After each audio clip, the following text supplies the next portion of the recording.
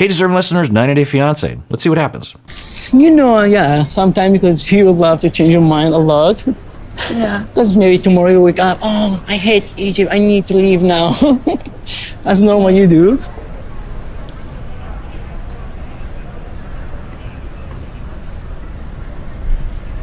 Okay, my love, can you just close your jacket, please? Why? Because I think your shirt is more small or something. Okay, so right off the bat, she lands in Egypt and he's saying that she needs to close her jacket, which to me, I would say, really?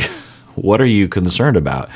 That the suggestion of a human body is beneath one's garments?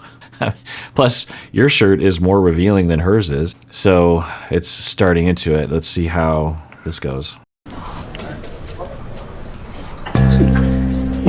So rude. You said so rude? Yeah. Yeah, I've already talked about this for a long time, but I'm on her side. I think like her. I am of her culture. I don't see anything wrong with what she's wearing, and even if it was a lot more revealing than that, it's her body. She gets to dress how she frickin' wants to dress. She's going to Egypt. She is going to his culture. He has stated very clearly that this is a hard line for him, and this is how he is going to be. He hasn't changed his mind. She was informed about that, and she received no indication that he was going to change his mind or that this was going to change. I understand how she feels, but I just think, well, you knew this was going to happen, or you were in denial. So let's think about that. What would be going on? I don't know, but total speculation. I'm trying to figure out what's going on with her personality, honestly. We haven't been given much information background-wise. She has interesting aspects of her personality. She seems, I think people might call her spacey or kind of in the clouds, I suppose. I think it's often associated with intelligence, but isn't necessarily. You can be of varying intelligence and still present as spacey and in the clouds. I don't know if that's just how she's on camera.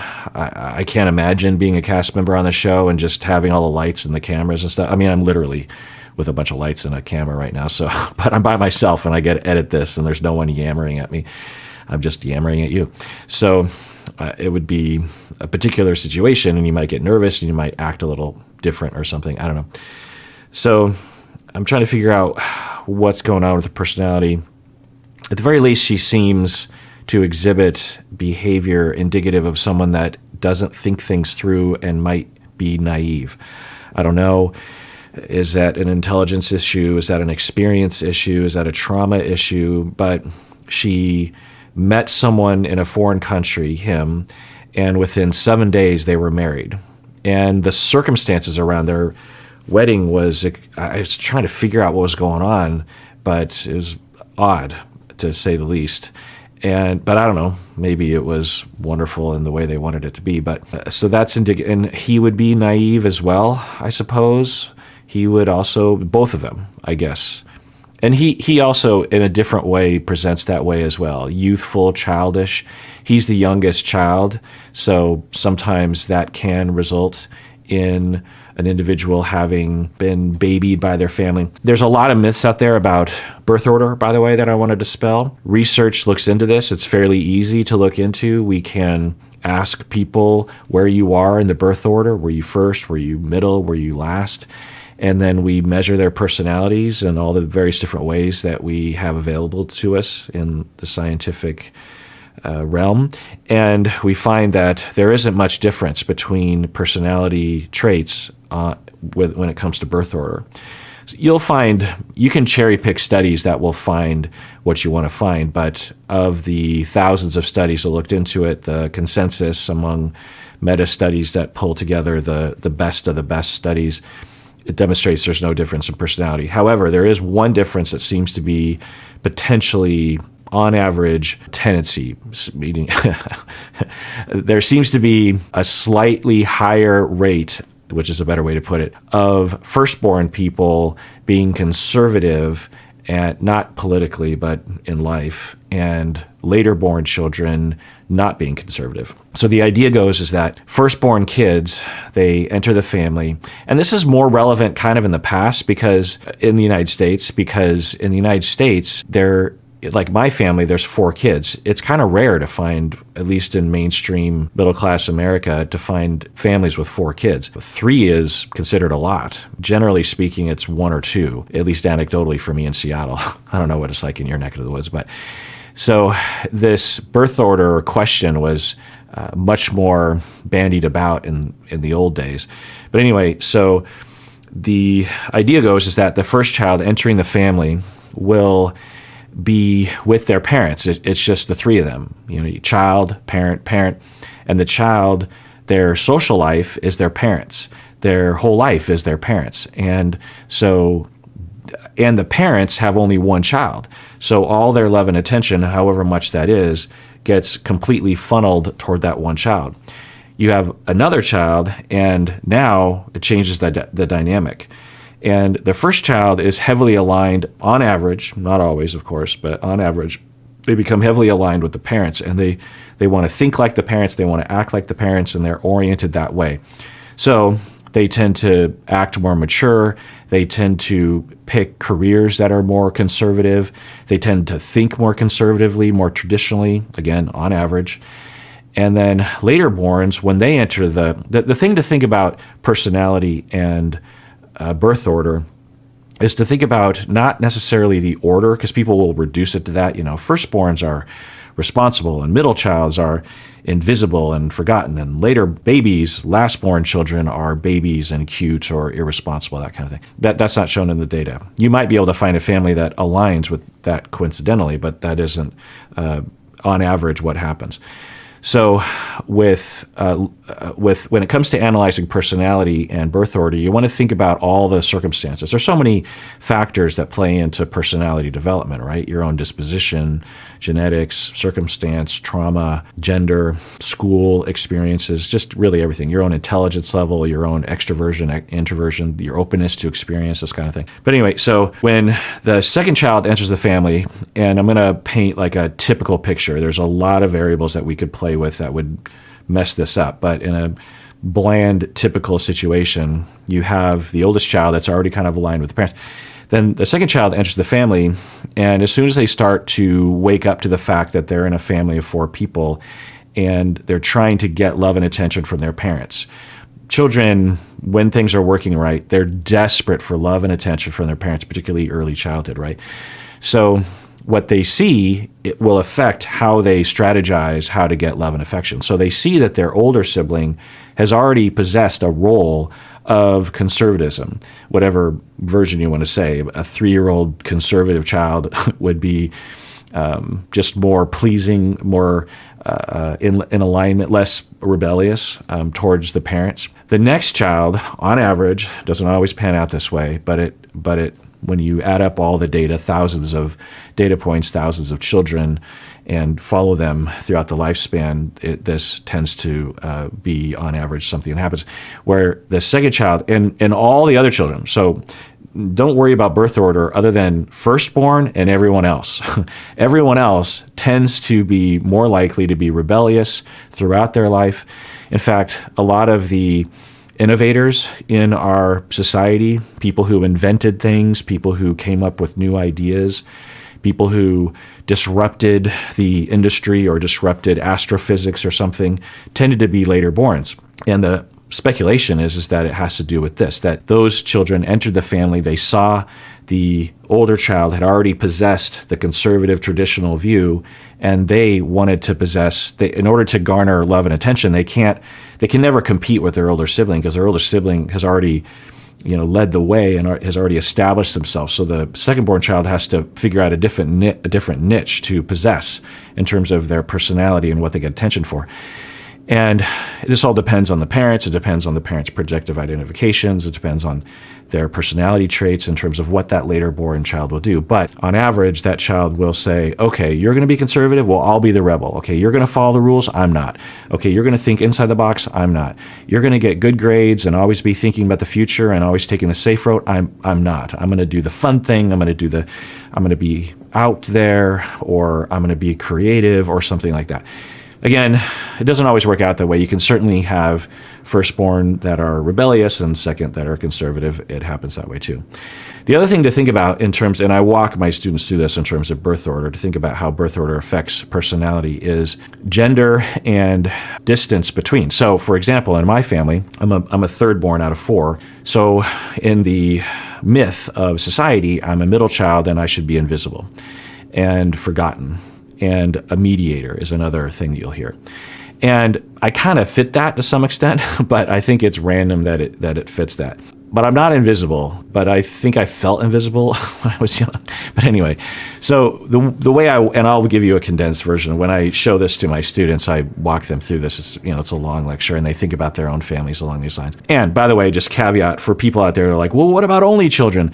Well, they tend to act like firstborn kids because for the reasons I said earlier. Not always, of course, but only children tend to be more mature. They tend to talk. They tend to be precocious in their language. Only children, not always, but they tend to have a hard time relating to other kids, particularly younger, later born kids, because if you're in kindergarten and you talk kind of like a 5th grader, and sometimes younger children will talk even younger than they are because their older siblings will kind of make up for it. You know what I mean? Will interpret to other people, oh, well, she's saying this, and that kind of lets you off the hook as a younger child to develop verbally and maturation-wise. Anyway, not always, but so for me, my older brother was born into the family. My parents are very young. They were 19 years old. And my parents they're coming up on their 60th anniversary, but they drilled into our heads, do not get married when you're young. Wait to get married, wait to have kids. It's like the one lesson that my parents just,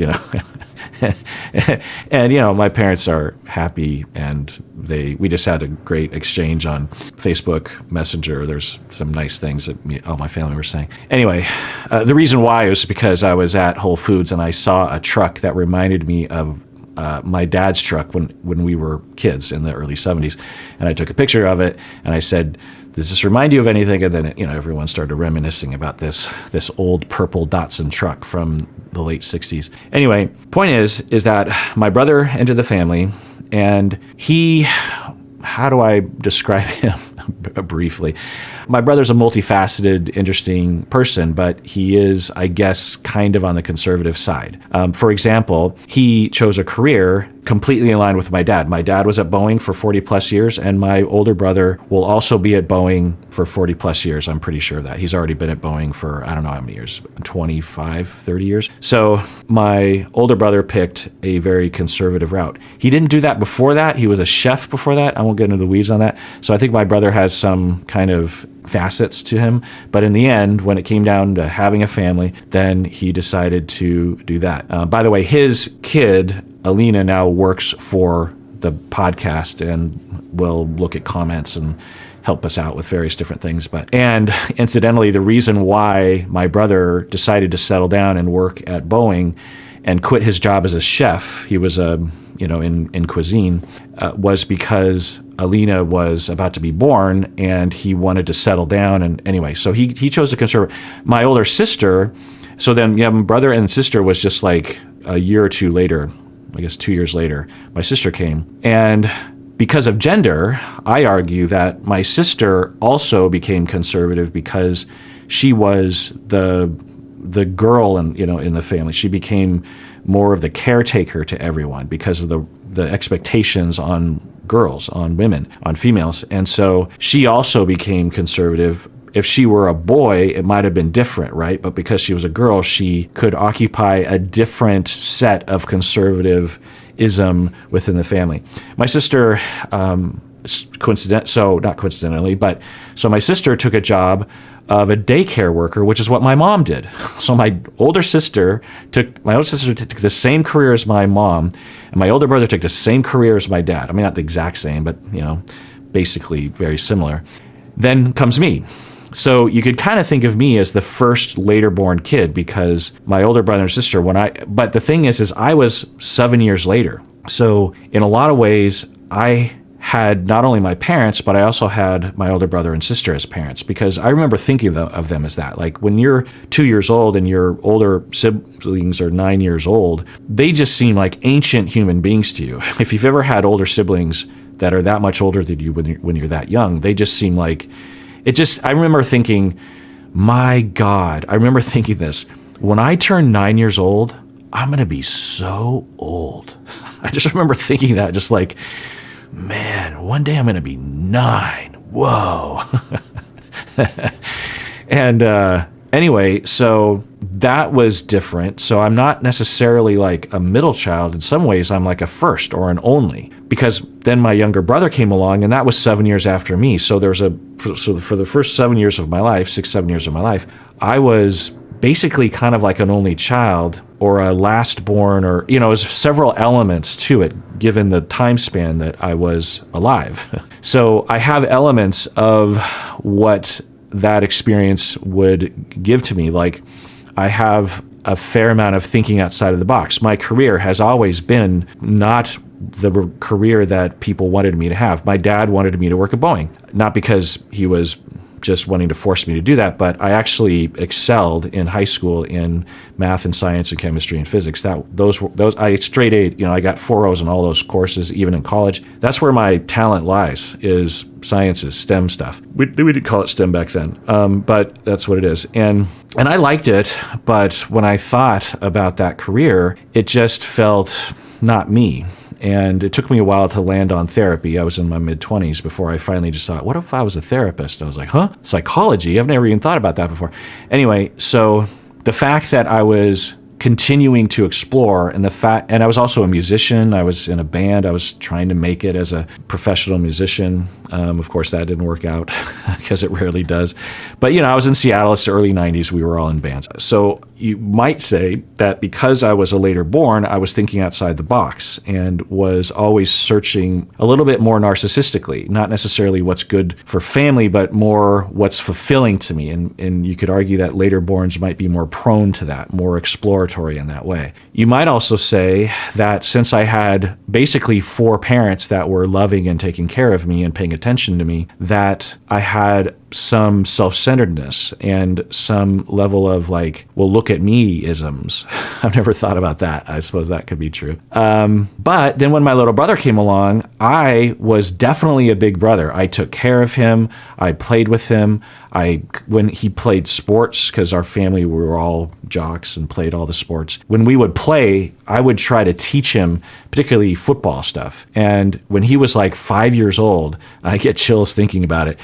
Sorry, I'm going on this tangent, but we would put these blankets and couch cushions around in the basement, and then I would have to stay on my knees. And remember, I'm 7 years older, and I'm tall for my age anyway, so I was a lot bigger than him. And he would have a Nerf football, and he would have to get from one side of the room to the other. He would have to make moves. He'd have to juke me.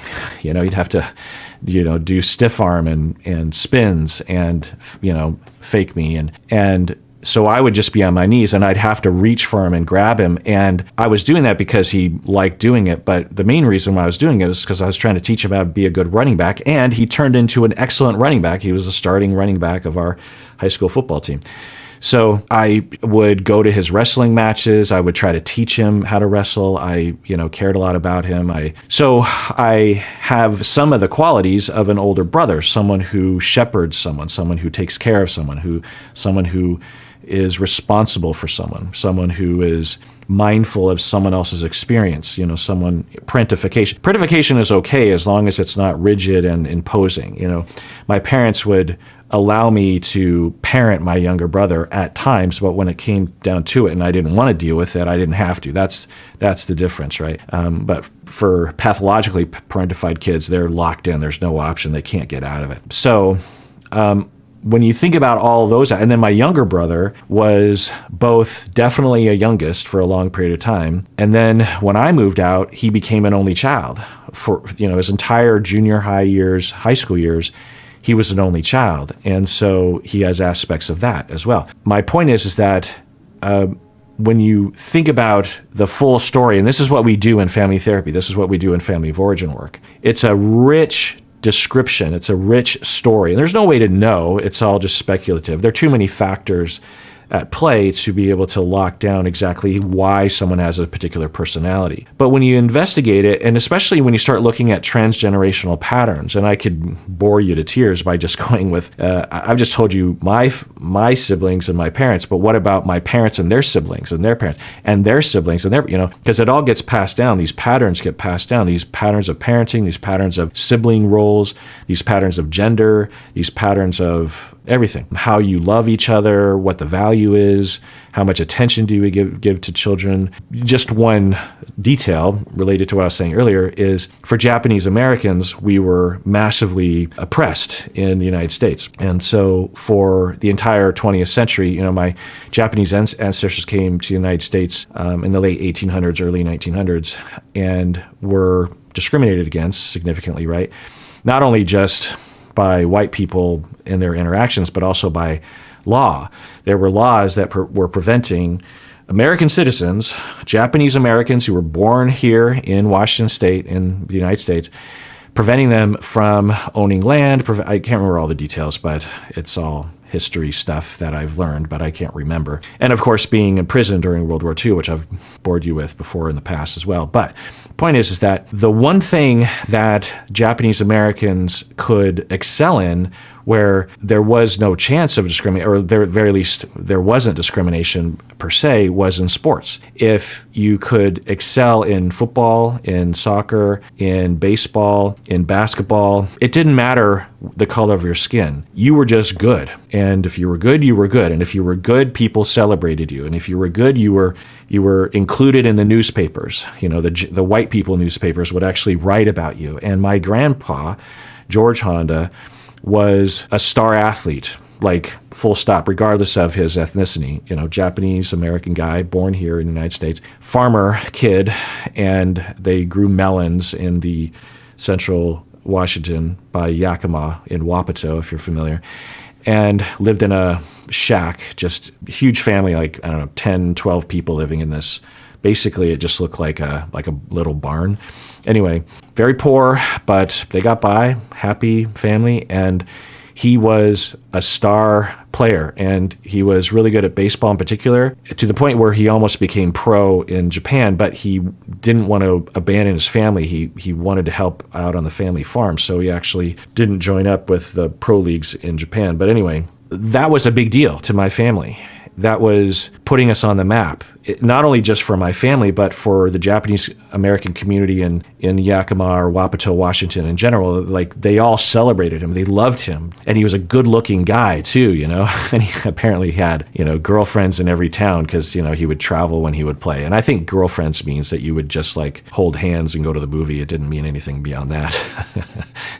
and one of the girlfriends was my grandma, and then they eventually got married and had kids, including my dad. Anyway, point is that it's a big value in my family to be good at sports because that gets passed down. So my dad was also very into sports and played a lot of sports, and his siblings. And then for me, in my family, in my generation, me and my cousins, my siblings all played a lot of sports and were encouraged to play a lot of sports, and it was emphasized pretty heavily. Academics as well, obviously, because, Asians. Not to be stereotypical, but it's true. That is another factor that played into my personality, what I did in life and what things I like, how I'm affected today. I have a lot of football injuries that I'm still dealing with. I have a broken thing here that still is just broken, or it's slipped the disc. I have a broken back. My spine is all effed up. I don't know how many concussions I had, but I wouldn't change anything about it. If you have kids, I don't recommend them playing football. but I wouldn't change a thing. It was a wonderful experience. I don't know. Ask me in 10 years when my brain falls apart because of all the concussions I've been through. But anyway, not only in football, but I fell on my head a lot as a kid. I had so many concussions. I fell out of trees. There was a slip and slide incident. It was, even when I was 1 year old, my parents put me on a ping pong table and people were supposed to be watching me, and I sort of edged off and like landed on concrete. I fell down some stairs. It was the 70s. You didn't watch your kids very closely back then. Anyway, point is that Sibling. So for Mahmood, he is the youngest child. And we could say, okay, is he irresponsible and naive because he's the youngest child? Or is it because of the way the family interacted? The older brothers did seem to parent him. The older brothers talked to him and talked about him like he was naive and frivolous and a free spirit. But he does have a job. He's worked at the same fabric company for 12 years, a retail outlet. He's a salesperson or a manager or something. And so he's not like terribly irresponsible, but marrying a woman after asking her to marry you just a few days after you meet her and then marrying her 7 days after you met her, I wouldn't say it's the most careful conservative thing to do, right?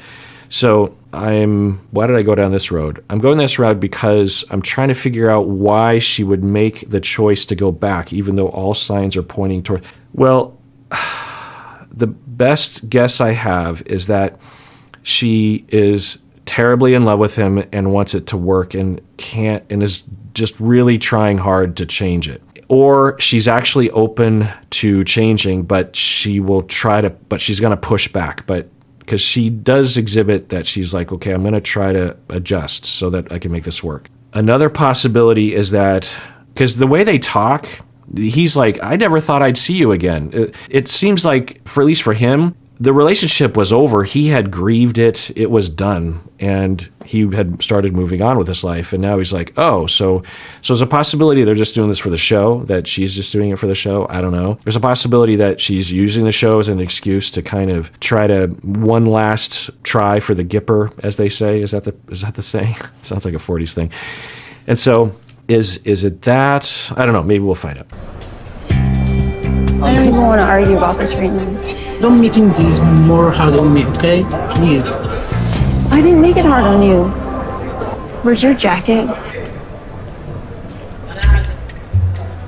The jacket wasn't buttons up, and you could see like. No.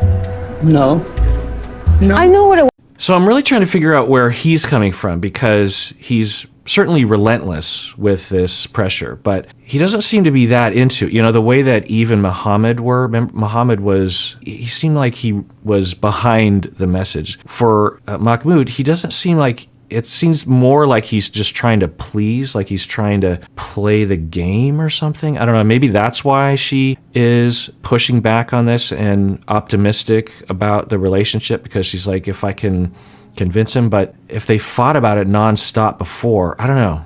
It's just kind of an interesting case. There's been a lot of different cases. Like we had Rebecca and Ziad and his messaging around Rebecca. Is every one of these people from this part of the world where they have this idea of where women need to cover up, that sort of thing. And of course, we have the United States just in a different way, but they all present differently. It's an interesting, and I think it's kind of great that we have this show and people watch it, because when you actually see these people in the flesh and you give them a chance to talk about their experience, it just humanizes the whole thing, and gives you a lot of variability to, there's a tendency when you have no contact with another culture, and there's a lot of Americans who don't have any contact with other cultures, and they will tend to just paint this monolith picture of people. And I don't know, it's just kind of interesting. So I don't know, it's weird that he keeps pressuring, but he doesn't seem to be upset about it. It's like he's saying the word. I wonder what would happen if she was just like, I'm just not going to do it. So live with it. I wonder, what would he do? Would he just continue to kind of verbally say things? And then if she just ignored it, would it not? I don't know. What do you think? Okay, well, let's adjourn there. And everyone out there, please take care of yourself, because you deserve it. And take care of other people. Let's all take care of each other, because we all deserve it. We really, really do.